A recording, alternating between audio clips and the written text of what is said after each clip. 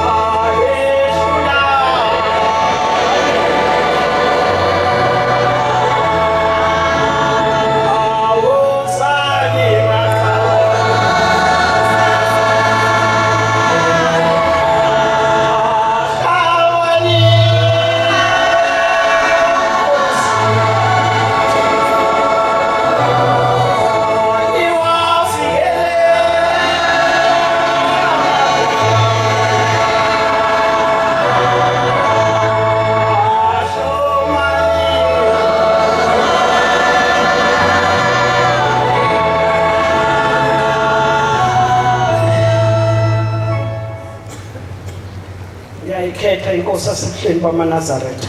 Amen. Ngibingelela abagcotshwa. Ngibingelela inhlangano kaSuthi.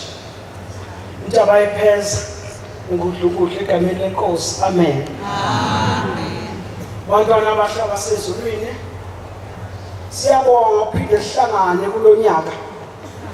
Elosagcinana ngonyaka ophelile bangcwele. Amen. Omunye nomunye wayithatha uhambe ekhaya kayise. Wafika ekhaya kayisadlula wayihleli bamaNazaretha. Wafika ekhaya wadlula wayentabeni enkulu yethu esayinikwa uNkulunkulu. Amen. Ngithe bangcwele ngiyabonga masiphinda sihlangana futhi siphila. Amen. Siyazi babesikhathini esiningi sizoba dehlulene nje. Ukhona abantu athe uhambeni lwabo kangaba kuhle. Nasemakhaya noma befika zange bekuhle. Abanye bagcina sebehlala emanzini. Konke lokho ukuthanda kaNkulunkulu bafowethu. Kodwa sithi ke phephisani ngani zakwethu. Othi umshumayeli inkonzo eyomama. Funeka omama basukume basho ukuthi ade beyephi inyanga yonke. uNkulunkulu namhlanje usibeka inombolo akekho umuntu obuzwa ukuthi ubuyaphi. Nawe uyabona ithi ababuya ezulwini kanjani. Siphuma emzini engcwele abantwana basezulwini. Siphuma eKhenani.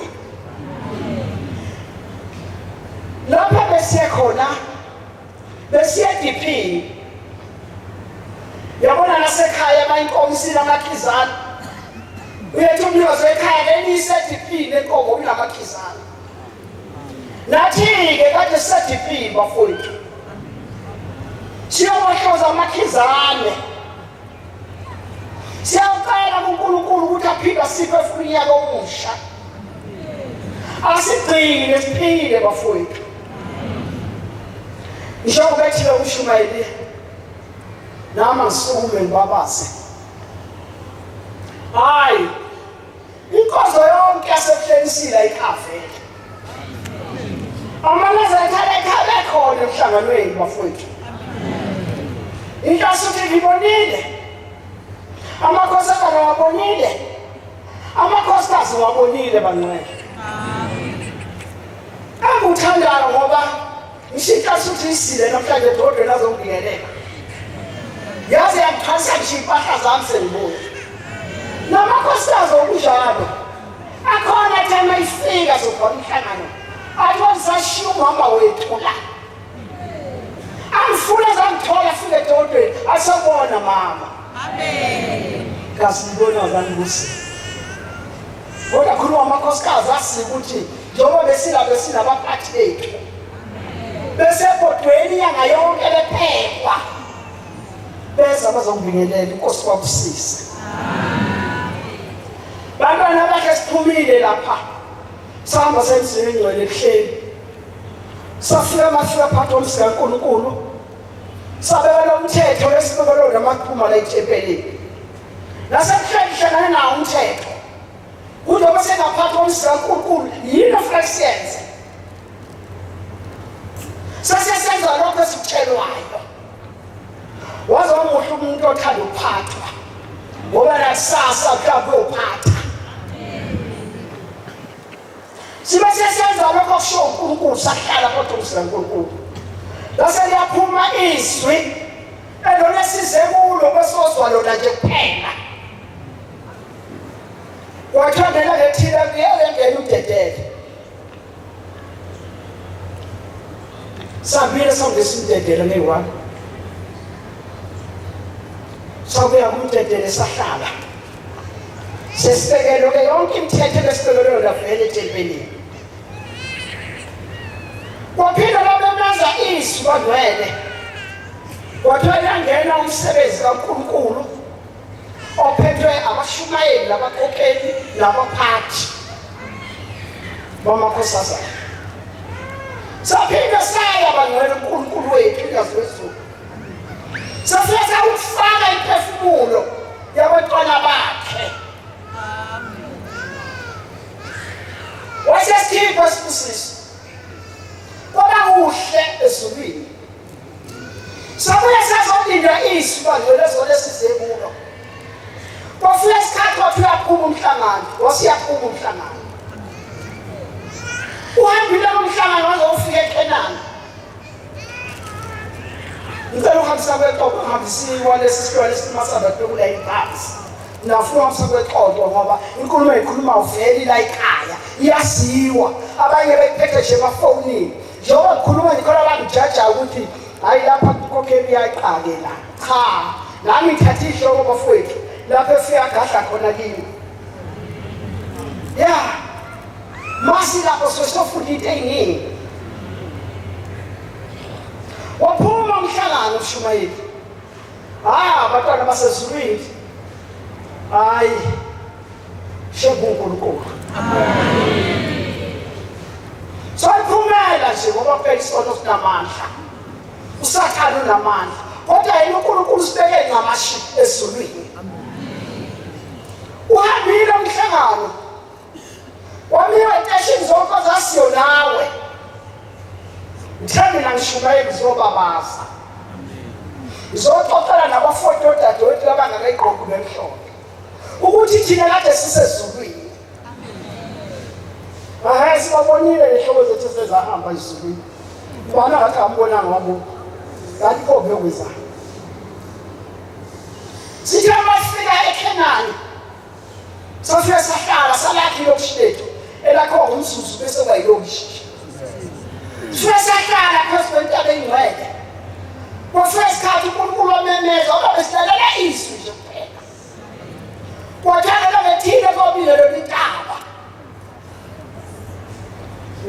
abafishane abokuthiwa ngedwa kuthiwa inkonzo yomama. Ngiyabonga namhlanje uMshumayeli uma ngabe usehlukanisile ukuthi ekuseni inkonzo yethu nje asiphazanyiswa. Nathi ngesikhathi sizoliphazamisa. Ngiyakujabulela lokho ngiyabonga. Sabile besawubingelela intaba bangcwele. Sithatha sibahle ngaphakathi kwafowethu. Sesikhothe konke ukuthi wayekhona abantu ongagumisani nabo. Ngoba sitshele sisuke ethempeleni ukuthi kukhona into ezwanelayo kulungisa manje. Njema siyaphezulu yabasenhlanga entabeni yaseKhelani. uNkulunkulu wethu uNyazizulu. Yena seluleka abangcwele. Wasiluleka uNkulunkulu engasaqali useluleka. Uthi uNkulunkulu uthi kubabaza ubuhle bomhlangano. Usibile uMshumayeli owasibabela loqala babaza umhlangano. uNkulunkulu babaza umhlangano uMshumayeli wathi wazobuhle umhlangano uhamba. Hakho lelo wayiswa. Usho uNkulunkulu wethu uNyazizulu. Wathi uhamba nje leluluhle nje. Cha nami phela azange ngiswele nje. Uthi khona sekwenzekele ngakho cha Mshumayeli wangisoluka. Kodwa uNkulunkulu ukhuluma ngenhlonipho. Ithi muhle umuntu ahloniphayo kodwa kade kashisa uzakhe. Ngoba khona olokhuzayo ethi mangabe ahloniphe akakhohlwa ukuthi ukuphi lapha khona. Uthi uNkulunkulu omhle wasezulwini. Uthi masilapha entabeni sizona kwamagama ethu. Uthi saba nemindeni yethu.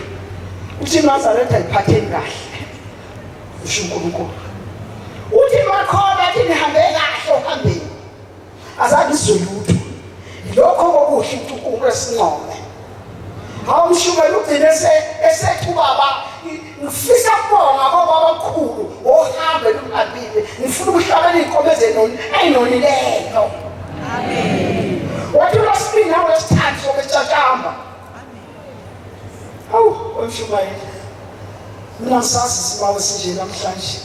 Sithi masomunye isidlo sasezulwini siqale empepeni. Sithi nyama namadokolo bese sigcina ngemphe lokho ngesidlo sasezulwini. Bekusho uNkulunkulu. Uthi aqede isihloniphe bangcwele. Uyafama useza lokho singamakholwa. Ungahlonipha ahloniphe umntana. Ahloniphe azakhohlwa ukuthi la ekhaya khona abantu abahlala ngaphezulu kwakhe. Kusho uNkulunkulu.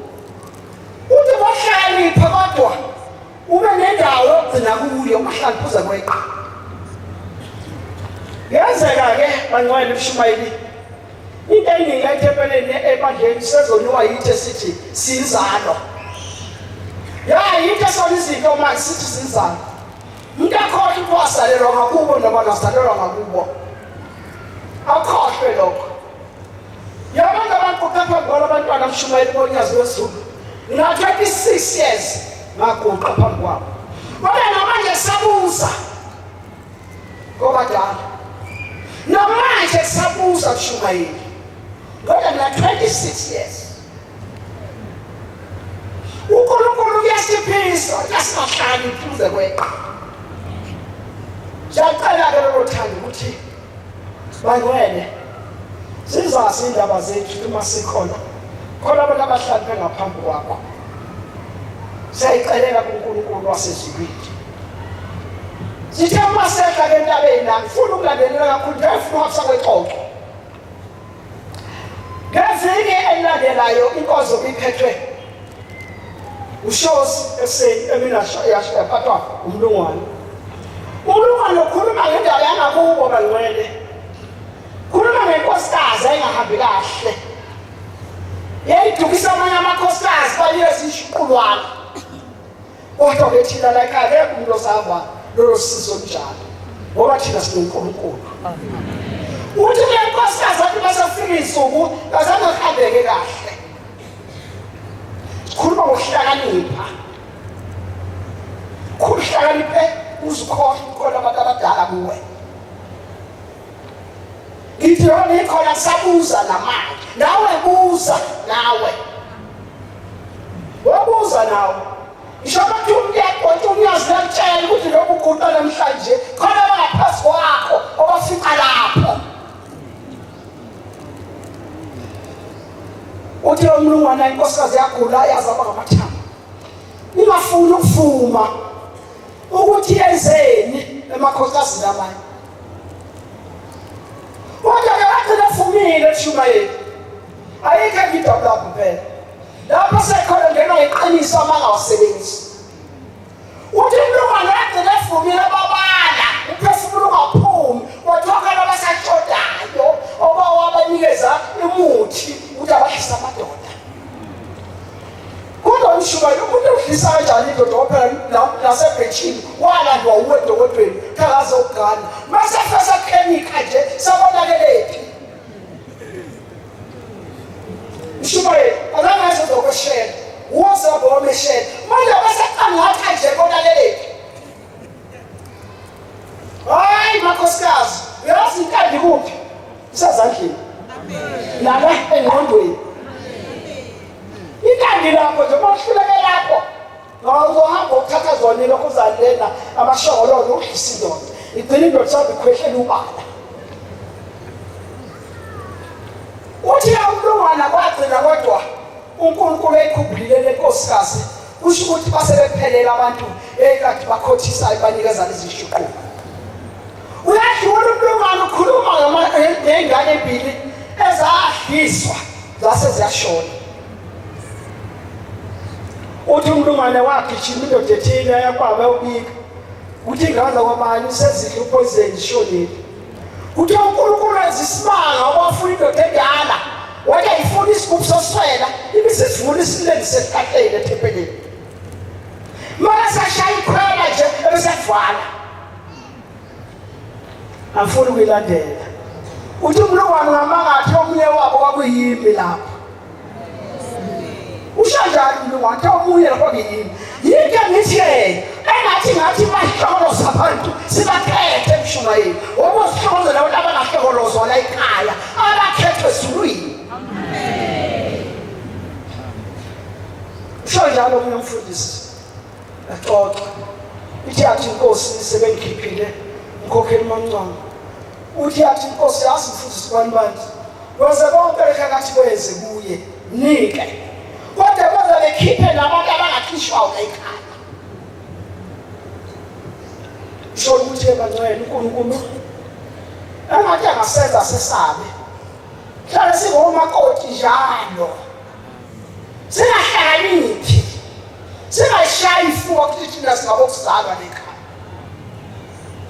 Khona abantu abasesetshole namanje ayibona bawukuzalwa lapha bezayo. Abasazobefika basusa belokuhlale bona. Kodwa siyacela ukuthi uNkulunkulu angasikhumbula bafowethu. Hayi sabile bangcwele nama ngelulo ngoba ngiyedwa inkosi akuyona yami ngedwa. Kodwa nje sithi umhlangano bomuhle eManazareth amahle. Amen. Sihlalile noNkulunkulu wazovala umhlangano. AmaNazareth sesandesa bekhona amasabatha onke. Amen. Sihlalile noNkulunkulu akukho lubi uNkulunkulu uncome waze wasegcineni shebe enqoma ukusiphatha. Engathi ngaziphatha kanjalo njalo uNkulunkulu athokoze ngathi. Amen. Ngiyayibongela ke bangcwele. Hayi ngiyayibongela bafowethu inkosi yethu sonke. Kodwa ngiyacela bomama masebehlabelela eshaya ivesibeli ngibadlule phambili inkosi kuseliswe. Baba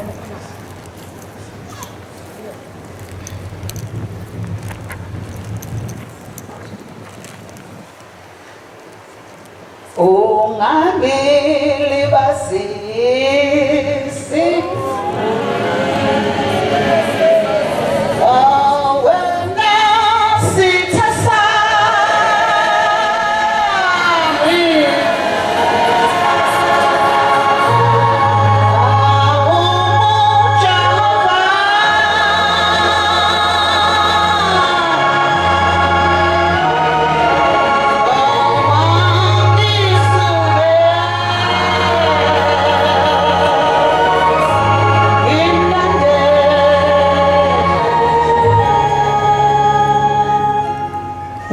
Inkosi enkulu asehleni amaNazaretha. Bantwana bakaNkulunkulu, uShembe uNyazi lwezulu uNkulunkulu. Siphuma ezulwini. Shembe ingcwele. Namhlanje ngithe ngizohlangabeza isibusiso esehle ezulwini.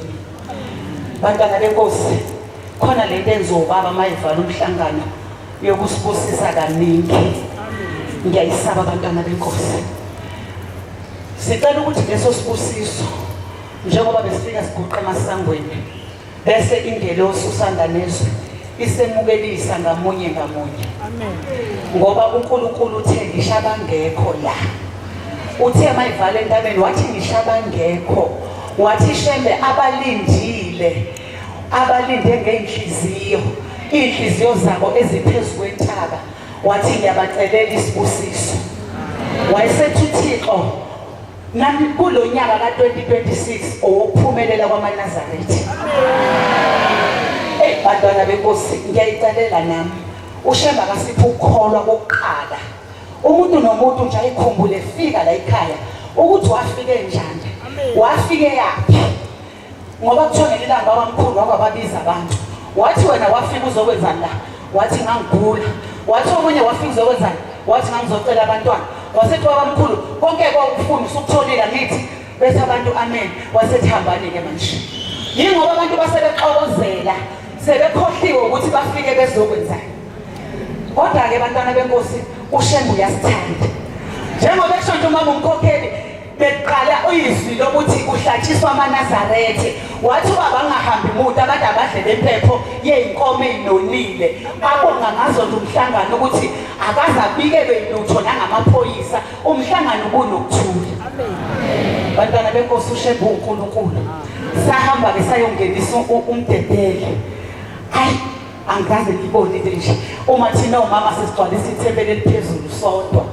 Bantwana benkosi waphinda uShembe wathi basebaningi abezayo. Bantwana benkosi ayesibambisiseni lenqaba sihleli kokuphelele sihleli uNkulunkulu. Amen. Siyambonga bantwana benkosi uShembe. Wayeseshumayela ke ubaba umfundisi uMlungwana. Uthi ke ubaba uMlungwana ake sikhuzeni nathi mase siyafika ke emathempelini sicela ukukhuza ngoba uthi umfundisi ake sikhuzeni izinga lotshwala seliningi. Siyakhuza abantu bethu ukuthi ake sehliseni kokunye ezizinto sizenza sidlala kanti omubu useyangena. Uma siyezulwini siyocela isibusiso siyocelela imindeni yethu kusezulwini lapha. Kukhuluma ke le nhlayisuthi eyafika ngebhando abantu bayibonile entabeni. Ithi ke leyo nhlayisuthi weManazaretha ake nibambisiseni ninoNkulunkulu. Yena ufike ngendlela mhlambe abebona kulula ukuthi afike entabeni wayohlala endaweni engafanele. Uthi uthe ehleli wathi umlungu hey kusele imizuzu engamashumi amathathu ukuthi siphume la entabeni intaba izombozwa. Lento ibonwa yilo mlungu kuphela. Uthi maye sifika umlungu uthi lento sithi kwata thu intaba iyambozwa manje. Uthi akayazi ifu ebelimbethe intaba. Phela entabeni lokunoNkulunkulu. Amen. Yena ufika ngendlela afika ngayo kanti uze uNkulunkulu wayesembona ukuthi hayi Shembe uyena umuntu wena uNkulunkulu wena wethu vele ezulwini. Uthi umfana sase siyabhaleka uthi saphuma kongesikhathi uthi sase siyahamba. Uthi lokhu kumphoza kwentaba sisuka vele intaba isimbozile. Uthi singaboni sayisosithe. Uthi sithema sithi qekelele nesisuka entabeni yavela intaba yakhanya yabamhlophe yathi hu. Abantwana bekwethu sokuhleliphi thina sisezulwini sikophelele. Kodwa ke njengoba unyaka uqala siyayicelela uNkulunkulu asephambili ukuthi usamukelise lesi sibusiso kade usehlisa. Uthi ngelanga umfundisi uNtombela ubabuya sehlisa isibusiso kodwa thina simanqika. Uthi asihlali kithi. Uthi ngakho babe sesibiza kaningi isibusiso ngoba usishaya ngaso nangenkani. Awu bantwana benkosi ngathi uShembe ngasihawukela lesi sibusiso size sinamathele kithi noma sesifikile endlozini usanda nezwe isibusiso size sehle ngisho ehlapheni simthole umnikazi waso ngoba uthe ubaba isibusiso ekhaya siyasetshenzelwa futhi siyamazi umnikazi waso nje nanomsebenzi wonke uShembe athe ucela simenzele wona abantwana benkosi siyafisa ukuba ingxenye ukuze singaliwa ukuya ezulwini. Inkosi ibusiseni izwi. Amen.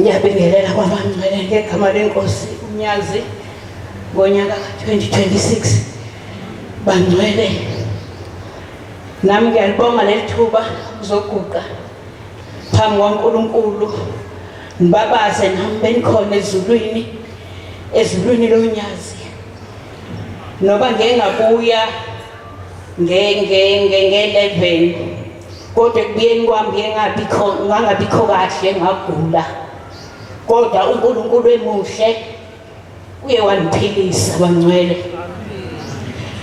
kodwa nje besiseKhenani uNkulunkulu enika inkonzo umfundisi uManiphazame umfundisi umthetho umfundisi ukhuluma ngenkosikazi eyayinabangani yayinomnganayo lenkosikazi makulisabatha umngane afika athi mnganami uzwile ukuthi kukhona umshado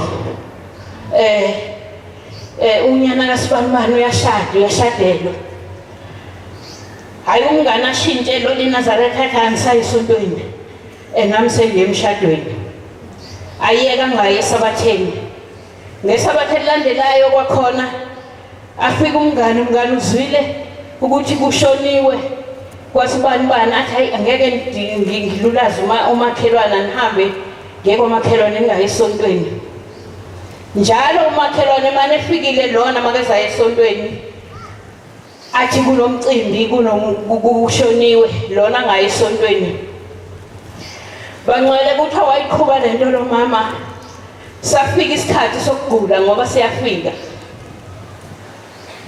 wagula unkosikazi agule ashone aphinde avuke baze ingane zabiza umshumayeli ukuthi akakazozi ukuthi kumama kwenzakalani ngoba uyashona aphinde avuke akafuni ukuthi kwenzakalani uma efika benibuza ukuthi mama kwenze njani ngoba uyashona wena uphinde uvuke useyavuma umama ngoba bangcwele sikhona isikhathi wawufuneka uvume uthanda ungathandi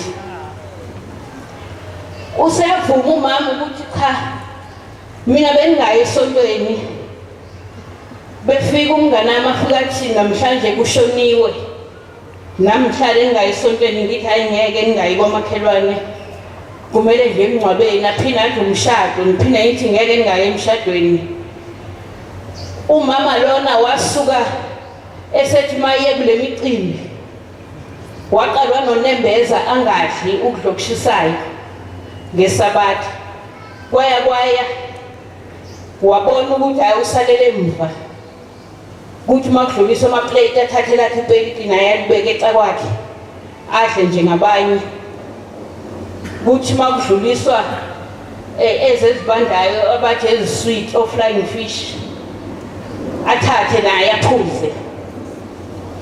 Useyavuma kumama ukuthi cha mina baba Mshumayeli nani ngasengiphuza notshwala ngasendla nokudlokushisayo. Iyo lento umphefumulo uphuma uphinde ubuye ngoba umphefumulo uyaphuma ubuze esidunjini ukuthi mina ngiyakuphi ngoba wena uzayowembelwa laphaya. Hey bangcwele kunzima masingagwema lento yabangani. Usethi umfundisi umfundisi uMlungwana uthi umuke walova amasabatha abamathathu kulele sithathu ingilosi yabuya izethempeleni ifika izolinda abakhetha inkosi wena usale usunguwe nje ulibele uthi usale eNazaretha kanti ingilosi ayisekho. Kanti ebuhleni umfundisi owayethetha inkonzo emini naye wayisho lento wathi eNazaretha bakhona inhlasuthe yayiyothandaza eThekwini yahlangana nephepha lalibhaliwe libhalwe ukuthi singayiqeda kanjani lento enkulu kangaka eunyazi lezulu. Kodwa indlela esingayiqeda ngayo ukuthi abantu bakhona sawubenza bangathandi ukuthandaza. Uma kufika isikhathi sokuthandaza umuntu nje avelaphi bangathandi futhi nokuya esontweni. Umuntu mayisekhona ngaphakathi ethempeleni sawenza ingane yakhe ikhale kakhulu aphumele phandle mayiphumela phandle nalengane sesiyobathatha baba bethu sawenza futhi omama bathande imithi badlisa amadoda. Uma esedlise le ndoda yakhe bobabini kwabo babethu. Ngicela inkosi ibusise nizule amen.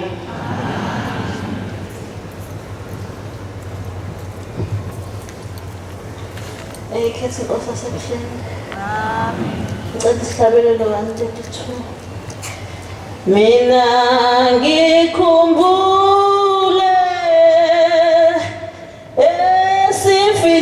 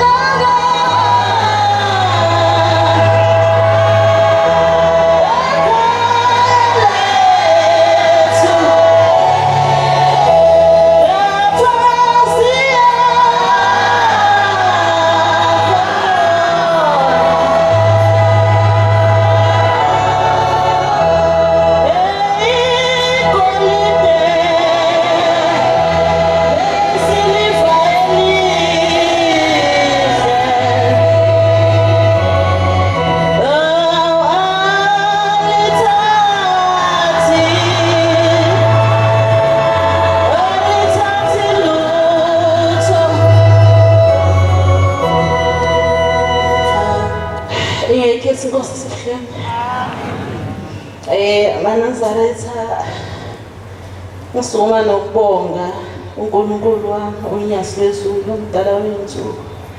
Ngoba ngihlabelela lesi sihlabelelo nje sengikhumbula ebuhleni vele. Ngiyakhumbula indlela ebekubuhle ngayo, ngikhumbula la ekwawela khona inhliziyo yami ngosuku lokuqala emzini oyingcwele ebuhleni. Engifisa ukuthi uNkulunkulu ngihlezi ngicela ngithi ngiyacela uNkulunkulu wami uNyasi lwezulu ukuthi leyo nhliziyo yami la owayithola iwele khona ngicela ukuthi ayithathe ayigcine la asikhona ukugcina khona inhliziyo zabantu bakhe abathandayo. Manazaretha ngibonga inhlanhla yokuba semhlanganweni oyingcwele kaJanuwari. Ngibonga ukuthi uNkulunkulu ungiphile indlebe noma ngingaqondile ukuthi abangazange baye ingoba bengazange balalele benze. Kodwa ngiyabonga ukuthi bathe mame khuluma abazali bami le ndawo kule ndlu yasisanda nezwe. Ngase sengiyahamba nami ngocela la engihlezi khona ingane khona ukuthi ngicela nami ukuthi uNkulunkulu angiphe amandla nesibindi sokuya emhlanganweni kaJanuwari. Manazaretha emhlanganweni kaJanuwari kuyasetshenzwa kakhulu, kuyafukuzwa ngizosho njalo. La kuthiwa khona siyosebenzela imphefumulo, so ungayili kuyolala, so ungayili kuyobona abangani bakho. uShembe uyikhulumile kakhulu indaba yabangani. Wathi akusonteki mangabe unabangani. Ngibonga lokho Manazaretha uNkulunkulu nami ungimemile ngagcina sengihlezi umhlangano wonke ngaze ngaphinde ngawehlisa. Ngibonga lo musa nenhlanhla, ngiyafisa ukuthi nakuleli ekhaya kube isibusiso lokho. uNkulunkulu angiphilise, angikhulise. Mina isibusiso engihlezi ngisicela uNkulunkulu esokukhula ngibe mdala nokuthi ngibe yiNazaretha, okunye nokunye uShembe uyangipha khona. Manazaretha ngiyabonga, ngibongela nabantwana bethu, angizukuba mude. Kodwa ngithi angibonge ngoba mhlawumbe khona abazali abagibeza izingane zabo ngokuthanda ukuthi ingane emhlanganweni. Ngithe mangizwa uNkulunkulu ekhipha isibusiso sabantwana laba abafutha ithuluzi endleleni ngase ngiyajabula ngaphakathi enhlizweni yami. Ngoba Manazaretha ala esanda nezwe ngiyazibona izingane zenu zabafana zeza ngisho kumina edokodweni ezinye zinkonzile kakhulu ngoba nginengane umfana nami engangazo. La endleleni ekushawa khona ithuluzi lezi ingane ziyasebenza Manazaretha. Ningasabi ukugibeza izingane zenimitha zemhlanganweni. Labantwana bayasebenza bafutha kuze kuyofikwa phezulu entabeni noma sekwehliwa abakhona basuke bekhona ethuluzini. Ngiyaba nenhlanhla ukuthi ngibabone. Manazaretha ngiyacela ukuthi unganqeni ukugibeza ingane yakho umfana uthi ayihambe emhlanganweni ngoba abantwana bayasebenza bayisibusiso sakho uNkulunkulu ngoba mayethi msho kwabethu usukhathele mawusuzwa leli thuluzi liyakuvusa nami ngihlezi nginalo lelo themba mase sekuqhamuka ithuluzi izingane uvele kuphele ngisho ukukhathala. Ngiyafisa ukuthi sikulandele lokho kuningi engingakusho kodwa ngithe mangizwa isibusiso sezingane ngase ngithi Nkosi yami ngiyabonga ngoba ngiyayibona izingane zethu ziyasebenza Manazaretha. Neyifundo matric neyisa emavasithi ezibaphasile matric ezingakathathwa nasemavasithi. Ngithi uShembe ngicela ukuthi abakhumbule labantwana wabayikusasa lethu nathi. Siyabazali imizi ayikho mangabe lezi ingane zingakhona. Kuningi engingakusho engibonile njengoba uma wami umkhokheli esho nje lo nyaka ube nezibusiso eziningi kakhulu kuningi uShembe asiphe khona. Uthe ngoba ngizohamba phezulu kwamagama kama umkhokheli uthi sithe sisahleli kwase sekumenyezelwa inkonzo yesimayo sasezulu kodwa ngalela langa uShembe wayesiphe isibusiso sempepho kumina enhlizweni yami. Ngase ngithi mina kusho ukuthi uShembe uzama ukusikhombisa ukuthi noma ngabe thu uphelele wena uyayiqayisa ngokuthi uphelele kodwa uShembe mayethi isimayo sabantu bonke kusimayo sabantu bonke leso ngoba sithe singene esimayeni sathi sesisuthi nje amatabunga nakho konke odrinkinya lokhu uShembe asiphe khona wathi akudle bonke abantu ngaphambi ukuthi kuyiwe lapha yana. Manje ngithi mina ngiyacela ukuthi uNkulunkulu ababusise bonke nabakwazi ukuthi bakulinde lokho noma ngabe kuthiwa mhlambe kwakukhona amathizethisi kodwa wathi mayeseqala waseyasho wathi banenhlanhla bonke abantu abamaye lokhu yakudla okuyimpepho ekade ngibonga ngakho. Waqala washo njalo wathi banenhlanhla wathi bekuyinhlanhla enkulu abantu abayizuzile.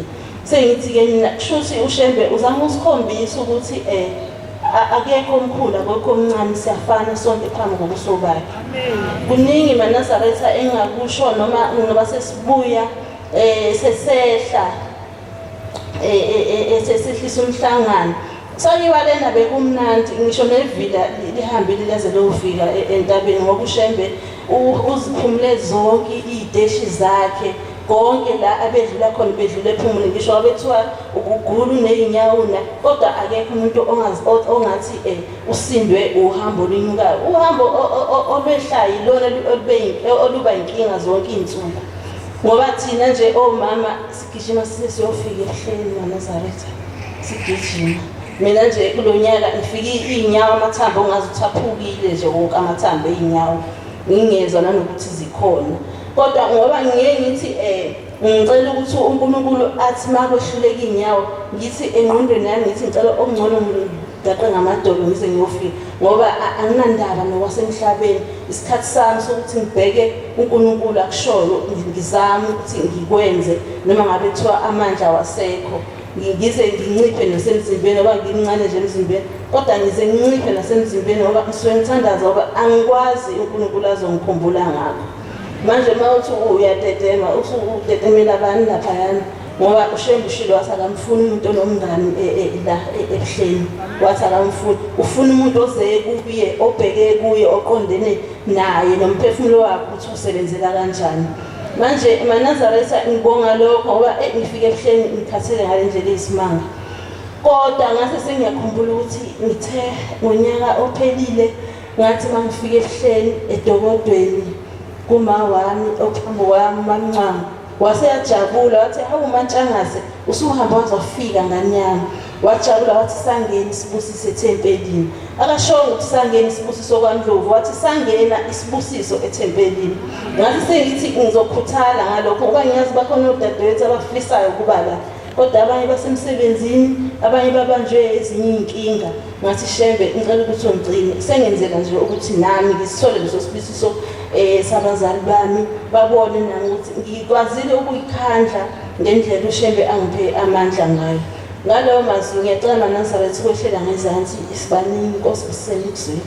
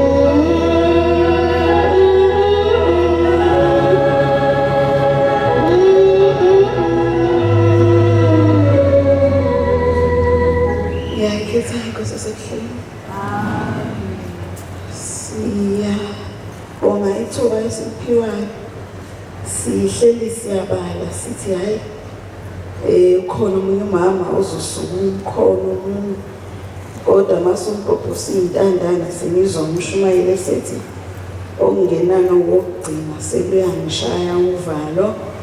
Sengithi Nkosi ngicela ungiphe amazwi ngoba ngokuqonda kwami nokwazi kwami anginawo amazwi afanele abantu basezulwini. Ngeviki edlule uNkulunkulu uphindile futhi leli thempeli wapha omama ithuba bathi bebehambile bakhulume ngezwi kaNkulunkulu. sajabula ukuthi hawu maqhutshwe nobaba bazoyithatha. Kodwa kulokhu umhlahlandlela wasezulwini uthe akube omama babe bodwa kungaxubi. Thina esithanda ukucasha sesiyavela. Siyacela uNkulunkulu ukuthi asithethelele. Kunzima ukukhuluma phezulu kwabangcwele ngoba lapha akuzange abantu nje kuze nezinhliziyo ezinhlobonhlobo. Zithwele usizi, zithwele isikhalo, zithwele kuningi. Manje mawukhuluma ngathi uNkulunkulu singaba nolimi oluhle. Sikhulume kahle iphumele ezinhliziyo eziphilile. Uthi uBabilanga kwenye intshumayelo uthi bangcwele baseNazaretha ningakhathali ningasuki kuza kule ndawo. Uthi ngoba awusazi isikhathi nomzuzu wesibusiso. Uthi awazi ukuthi uNkulunkulu isono noma usizo lukuzolugeza nini. Ingakho singabavuki bezimasabatha wonke size lapha uNkulunkulu usizothandaza ngoba asazi umzuzu okuphulukiswa kwabazali bethu nokhokho bethu abaseyigodini zosizi. Siyayibonga inhlanhla yokuba sikwazi ukuthi uNkulunkulu asithwale sifinyelele kulowo muzo oyingcwele wasebuhleni, sikwazi ukuthi siyocela isiqalo somNazaretha sokuqala unyaka. Ngiyayihlupheka mangingakhonanga ukuhamba phansi ngoba ngiyibona ngathi unyaka ngokuqalanga ngokufanelekile. Ngiyambonga uNkulunkulu ukuthi angiphe amandla okufinyelela kuleyo ndawo kulolo hambo lasezulwini. Umuntu angayithatha kancane indaba yokuhamba uhambo lwasezulwini makuJanuwari. Lo uhambo lukhulu kakhulu, alihambeki ngokuqonda, alihambeki ngobusha benyama, alihambeki ngokwazi komuntu, kodwa lolu hambo luhambo lomthandazo. Mina ngicishe ngalahlwa bengithi ngizokhala kakhulu. Ngihambe ngifosta, ngihambe ngizwe ukuthi noma kukanjani ngiyahamba. Ngathola inothisi thina nje basiqasha, wathi umqasha indawo sengiyayidinga, ngicela ukuthi ngibuyisele yona. Kwafika umhla ka-27 kufunakala ngiphume, ngangingazi ukuthi ngizoyaphi. Kodwa ngathatha impahla ngayibeka e-storage. Inhliziyo yami ibiphokophelile ithi anginendaba Sathane noma ungenzani, ngiyahamba ukuya ebuhleni. Walibona idimoni ukuthi livuka xa zonke, lima phambi kwami, kufanele ngilungise indaba yokuthi ngimuvele kwenye indawo, akumuveki akuhlangani lutho. Kodwa nje ngalibe ngithe uSathane namabutho akhe abatshenana ukuthi ngeke bangithole, ngiyahamba ngiya ebuhleni. Wathi uyanqaba ngathi nje kodwa ngiyahamba Sathane. Kodwa uNkulunkulu wangenzela umusa, kwavele futhi kwahlangana konke, ngayithola indawo, samuva kwalunga nje konke kwahlangana. Noma eseqaba ukuthi ngelisa umdedele ngaphoqa, kodwa ngathi ngiyahamba. Ngayishiya impahla ngemuva zimabheketona zinjalo, ngangikhiphe ngidinge ebuhleni, ngahamba ngomusa kaNkulunkulu. Ngicela ukumbonga uNkulunkulu ngoba ngiguqa nje, ngicela ukumbonga ngoba indlela uSathane benisa impondo zakhe zingovolonga khona phambi kwami, bengeke ngize ngikwazi ukuhamba. Kodwa inhliziyo yathi angazi ukuthi uzokwenza njani ngoba ngiyahamba. Sathane ngiyahamba, uzokwenza njani?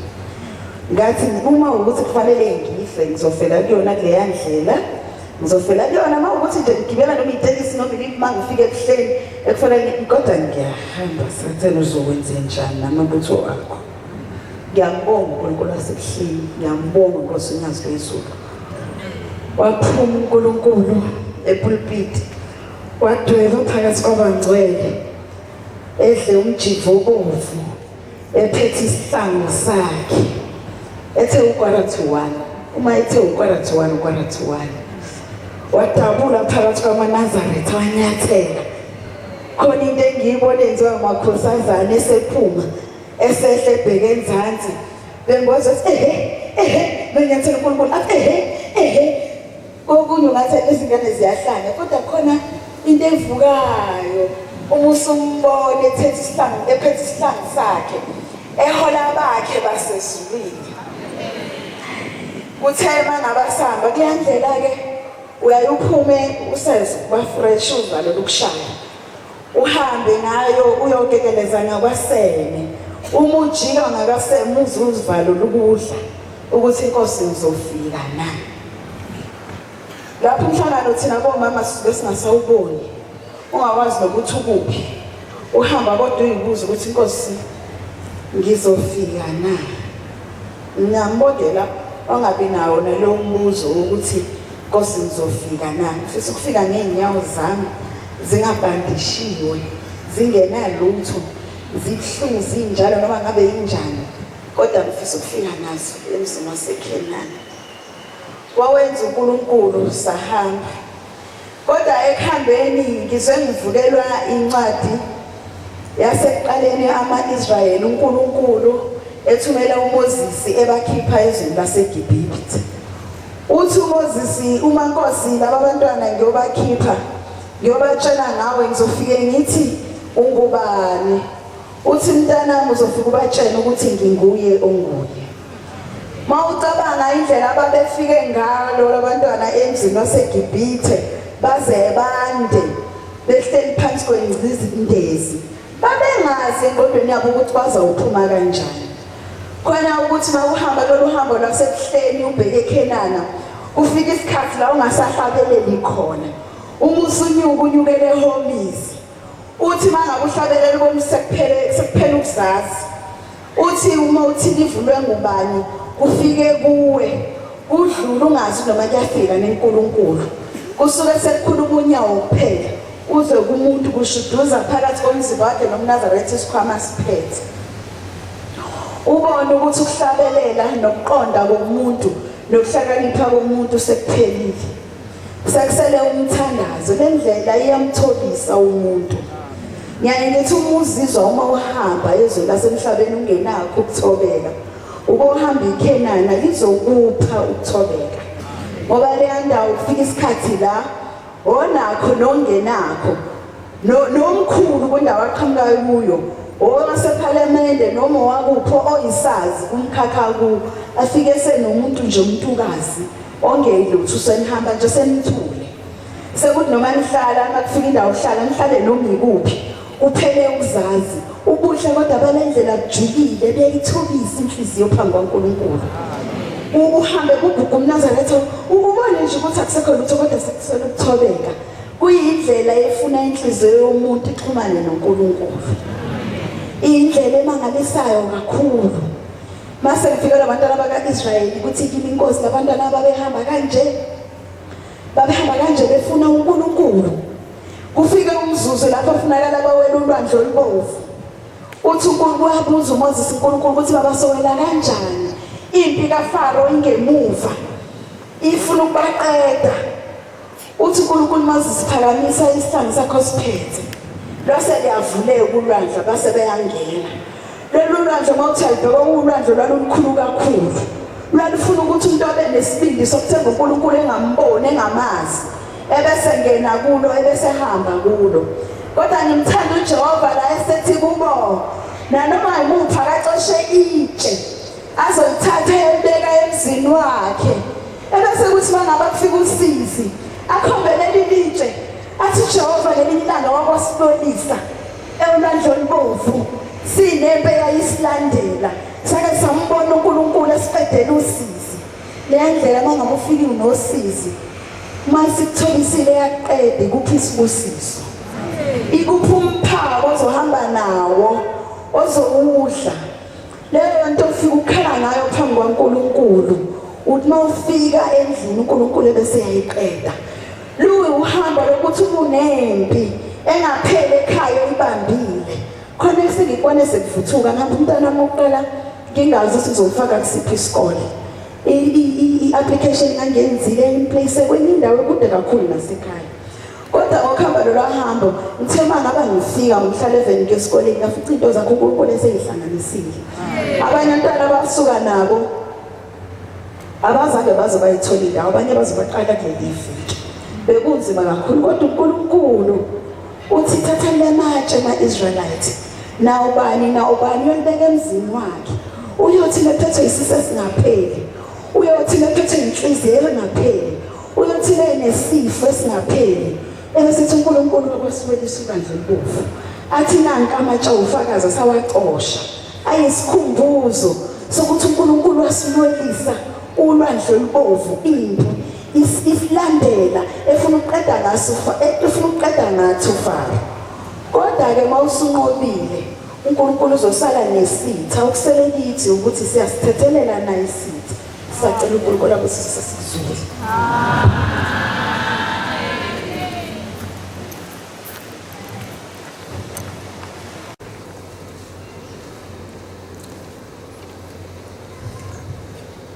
Will